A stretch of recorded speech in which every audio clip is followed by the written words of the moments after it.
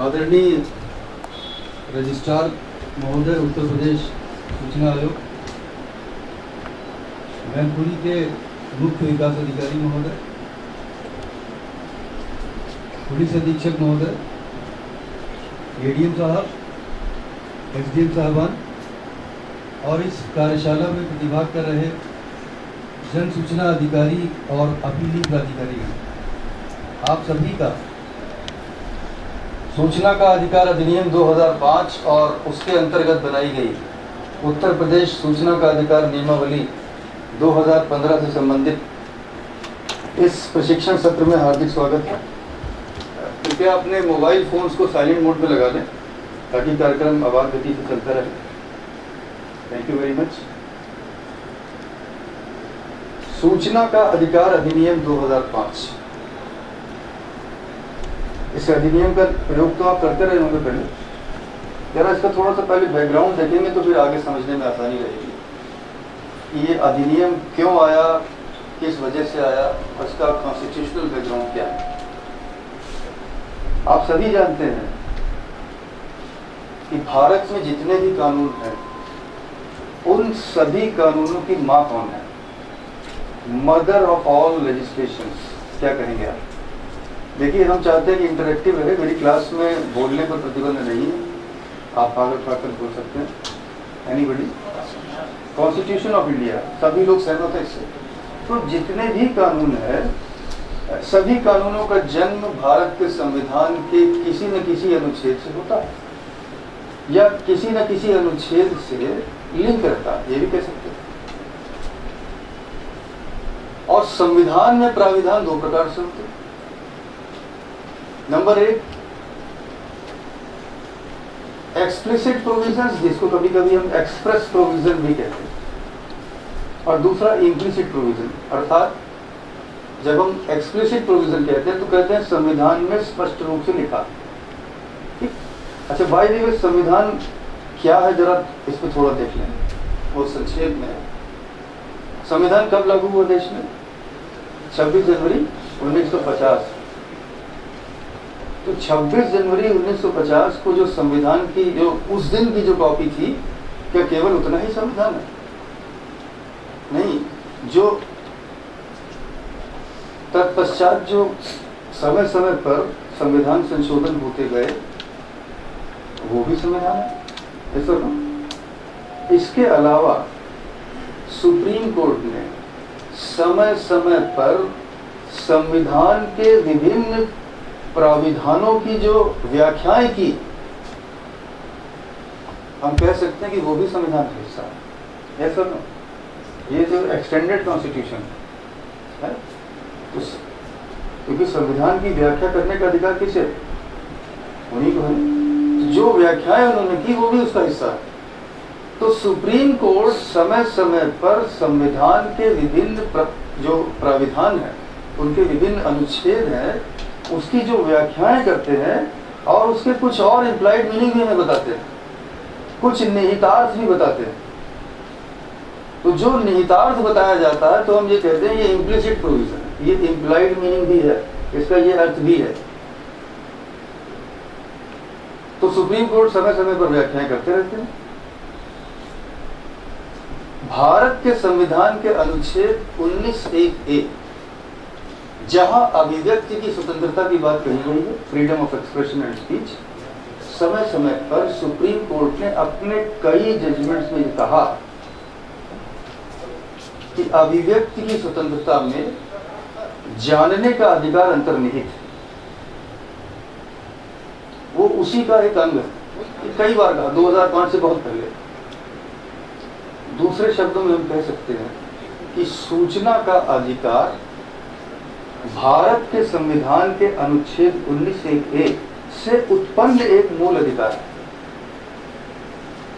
यदि कोई व्याख्या में बताया जाता है कि ये मूल अधिकार का जन्म इससे हो रहा है तो उसे भी मूल अधिकार के तुल्य कह सकते हैं आप। जब सूचना का अधिकार हम समझ गए कि संविधान के अनुच्छेद 19(1) से उत्पन्न एक मूल अधिकार, दिस इज फंडामेंटल राइट, जैसा सुप्रीम कोर्ट ने समझाया।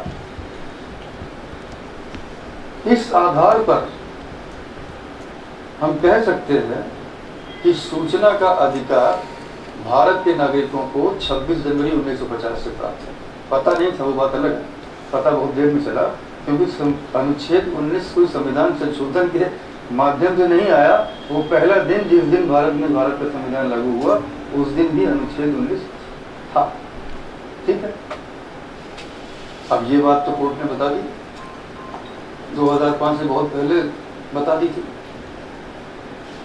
70 से ही बताना शुरू कर दिया था। लेकिन इस अधिनियम के आने से पहले यदि भारत के नागरिक के रूप में आप किसी सरकारी कार्यालय में जाते और कतिपय सूचनाओं की मांग करते, या भारत का कोई नागरिक आपके कार्यालय में आता और आपसे कुछ सूचनाओं की मांग करता, तो क्या आपको मिल जाती या आप दे देते? यस और नो? नहीं। अच्छा, आप संविधान की प्रतिलिपि अपने साथ ले जाते और सुप्रीम कोर्ट के उन तमाम जजमेंट्स को भी अपने साथ ले जाते, तब भी क्या सूचना मिलना संभव था? हाँ या ना? नहीं था ना। तो निष्कर्ष ये निकला कि ये चिन्हित हो जाने के बावजूद कि सूचना का अधिकार एक मूल अधिकार है, व्यवहारिक रूप से ये अधिकार भारत के नागरिकों को प्राप्त नहीं हो पा रहा था। अंग्रेजी में कहते हैं practical regime of right to information, ये नहीं था, प्रैक्टिकल रिजीम नहीं था। सैद्धांतिक रूप से था, थ्योरेटिकली था, लेकिन प्रैक्टिकली नहीं था। तो 2005 में जब ये अधिनियम आया, तो ये कोई नया अधिकार भारत के नागरिकों को नहीं दे रहा, बल्कि जो अधिकार पूर्व से ही भारत के नागरिकों को संविधान द्वारा प्रदान किया जा चुका है, उसे व्यवहारिक और वास्तविक बनाने के लिए एक प्रोसीजरल लॉ बना दिया, ताकि राइट टू इंफॉर्मेशन का प्रैक्टिकल रिजीम इस देश में स्थापित हो सके। अधिकार पुराना है, अधिनियम नया है, और अधिनियम इसलिए आया, इसको हम ये भी कह सकते हैं कि इनेबलिंग लॉ है, कि जो फंडामेंटल राइट है उसको वास्तविक रूप से प्रदान करने के लिए एक इनेबलर के रूप में ये लॉ आया। ठीक, अब आगे चलिए, नेक्स्ट एक परिचय देखेंगे। कॉन्स्टिट्यूशनल बैकग्राउंड आप समझ चुके हैं, इसकी अवधारणा और उद्देश्य देखेंगे। नेक्स्ट, सूचना का अधिकार अधिनियम।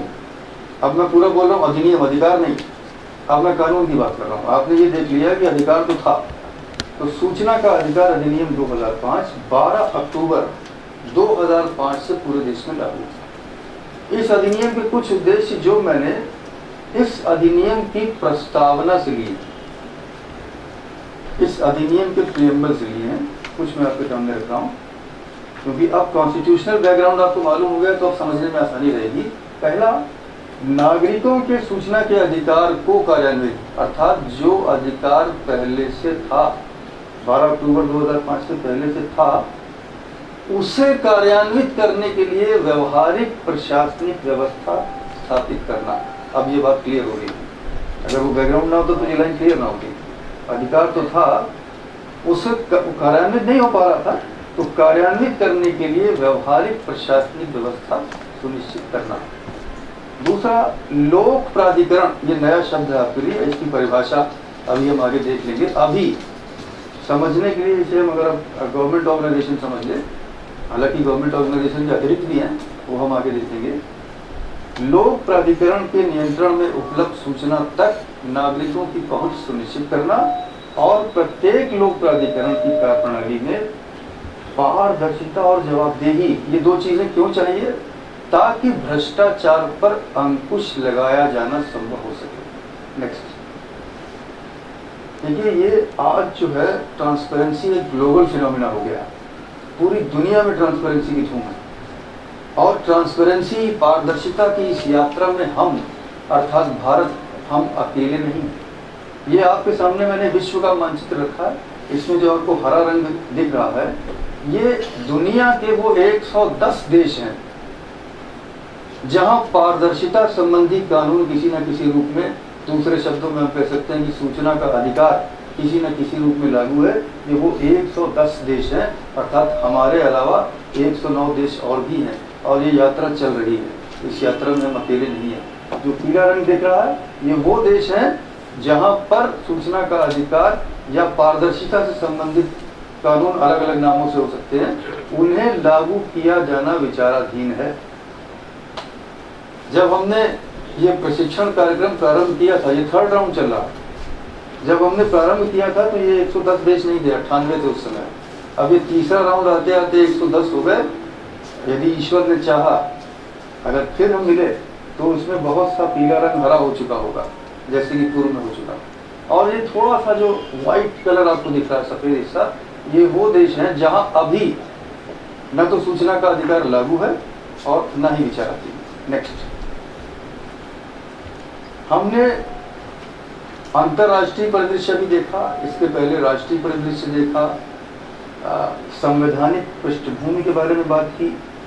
हमारे राज्य उत्तर प्रदेश में अधिनियम आ जाने के उपरांत क्या स्थिति थी वो देखिए। सूचना का अधिकार अधिनियम 2005 के तहत सूचना प्राप्त करने की प्रक्रिया को प्रारंभ से अंत तक, बिगिनिंग टू एंड, निर्धारित करने के लिए कोई कॉम्प्रिहेंसिव रूल्स या समग्र नियमावली नहीं थी। एक नियमावली थी, वो शुल्क नियमावली थी, बहुत छोटी सी, इसमें कोई प्रक्रिया नहीं दी गई थी कि आवेदन का निस्तारण कैसे। क्योंकि समग्र नियमावली नहीं थी, उसकी वजह से कुछ परेशानियां थी, कुछ समस्याएं थी, जैसे आवेदनों के निस्तारण में विलंब होता था, क्योंकि हमारे अधिकारी, विशेष रूप से जो इस अधिनियम की धुरी है, सबसे महत्वपूर्ण अधिकारी है जन सूचना अधिकारी, उनके पास निर्णय लेने के लिए स्पष्ट आधार और मापदंड न होने के कारण निर्णय लेने में विलंब होता था।